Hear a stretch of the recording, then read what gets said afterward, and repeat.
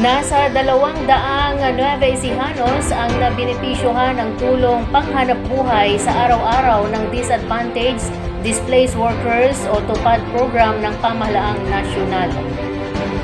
Tumanggap ang mga ito ng tiga 5,000 pesos bawat isa mula sa Department of Labor and Employment o DOLE katulong ang Peso Nueva Ecija.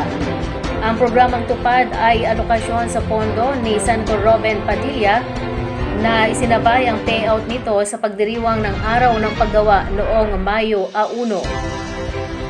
Ibinida ng ilang benepisyaryo na gagamitin nila ang pera pandagdag sa kanilang paninda at ang iba ay gagamitin sa pag-aaral ng foreign language na layuning mangibang bansa.